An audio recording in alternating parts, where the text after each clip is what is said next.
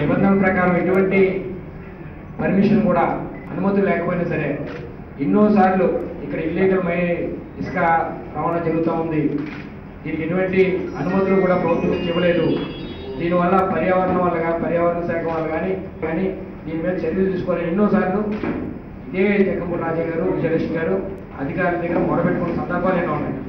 అలాగే ఓవర్లోడ్ తీసుకుని వెళ్తా ఉన్నారు. ఇక్కడ అధికంగా ట్రాఫిక్ ఉన్న ఏరియాలో ఈ ఓవర్లోడ్తో అధిక వేగంతో వెళ్తా ఉన్నారు. కంట్రోల్ చేయకపోతే ఇక్కడ ప్రాణ నష్టం కూడా జరుగుతాయి. గతంలోనే అధికారులు ఇచ్చిన సందర్భాలు ఉన్నాయి. కానీ అందరూ పెడచెవిన పెట్టి ఈవేళ ఒక నిండు ప్రాణాన్ని కేవలం అధికారుల యొక్క నిర్లక్ష్యం, ఈ ప్రభుత్వం యొక్క నిర్లక్ష్యం వల్ల ఈవేళ ఇక్కడ ఒక నిండు ప్రాణం కోల్పోవాల్సి వస్తుంది.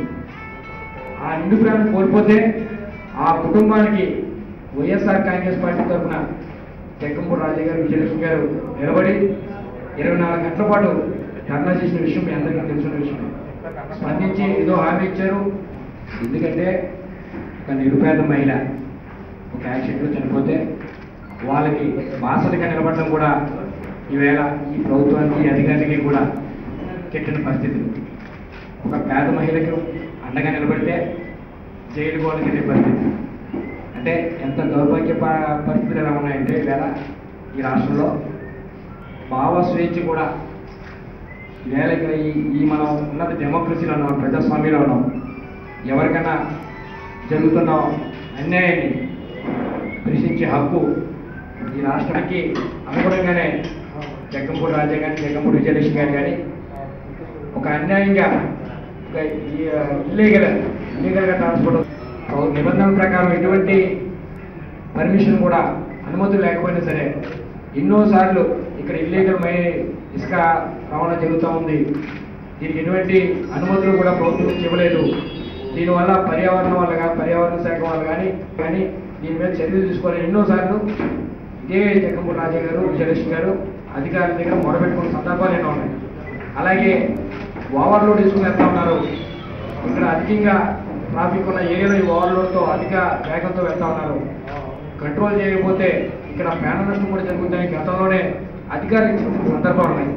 కానీ అందరూ పెడచెవిన పెట్టి ఈవేళ ఒక నిండు ప్రాణాన్ని కేవలం అధికారుల యొక్క నిర్లక్ష్యం, ఈ ప్రభుత్వం యొక్క నిర్లక్ష్యం వల్ల ఈవేళ ఇక్కడ ఒక నిండు ప్రాణం కోల్పోవాల్సి వస్తుంది.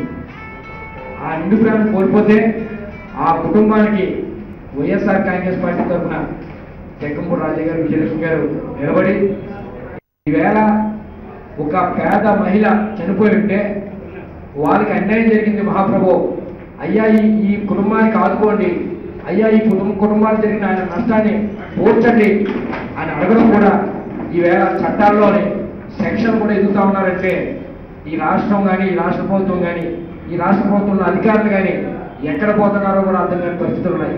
అందంగా ఉన్న వారిని కేసులు పెడితే ఈవేళ తాత్కాలికంగా బాధపడుతుండొచ్చు. జగ్గంపూడి కుటుంబంగా బుద్ధి చెబుతారు. దాన్ని ఖచ్చితంగా ఈ ప్రభుత్వంలో పెద్దలు కానీ అలాగే ఈ అధికారులు కానీ గ్రహించాలి. ఒకసారి వాళ్ళ ఆత్మపరిశీలన చేసుకుంటే చాలా బాగుంటుందని కూడా మీ ద్వారా వాళ్ళకి విజ్ఞప్తి చేస్తా ఉన్నాను. ఖచ్చితంగా ఎందుకంటే రాజా నాయకులు ఇబ్బంది లేదు, కానీ ప్రజలు గమనిస్తూ ఉన్నారు. దానికి తగిన మూల్యం ఖచ్చితంగా ఆ పేదవాడికి జరిగిన అన్యాయానికి, పేదవాడికి ప్రాణానికి ఖరీదు మూల్యం ఈ రాష్ట్ర ప్రభుత్వం ఏదో రోజు చెల్లించుకోక తప్పదని మీ ద్వారా వాళ్ళకి హెచ్చరిస్తాను.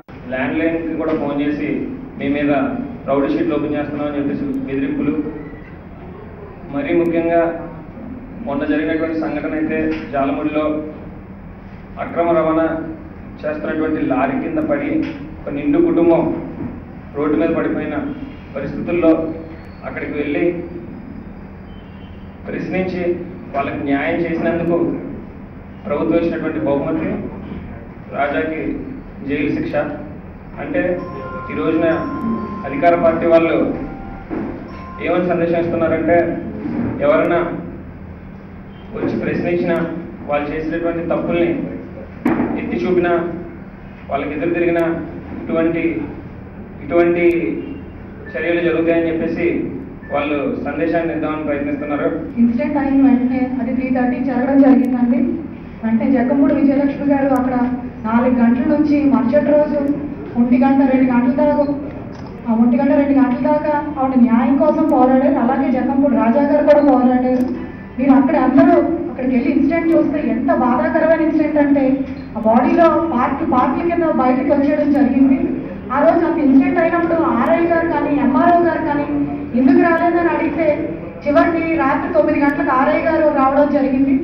ఆర్ఐ గారిని అడిగితే ఆయన ఒకటే సమాధానం అండి, మాకు సంబంధం లేదు అని పోలీసులు వచ్చారు. పోలీసులు ఏదో నా బాడీ తీసుకెళ్ళిపోవాలని చూశారు తప్ప ఇది ఎందుకు జరిగింది, దేనివల్ల జరిగింది అన్నది ఎవరు కూడా అక్కడ ప్రశ్నించడానికి ఎవరు లేరు.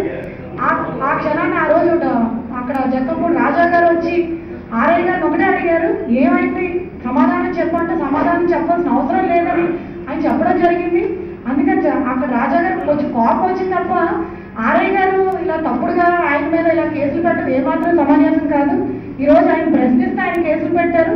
మరి అటువంటి రోడ్ల మీద 10 టన్నుల లారీలే వెళ్ళాలంటే మరి 60 టన్నులు లోడ్ ఉన్న లారీలు అయితే మరి ఆర్ఐ మరి ఆ పోస్ట్లో ఉంటే ఆ రోజు ఎందుకు ప్రశ్నించలేదు అని నేను ఒకటే అడుగుతున్నాను. ఆ రోజు విజయలక్ష్మి గారు కూడా వారం రోజుల కిందట ఇలాగ అక్రమ రవాణాలు జరుగుతుందని చెప్పి ఆవిడ అడిగినప్పటికీ కూడా ఎవరు ఏ రకమైన స్పందన లేదు.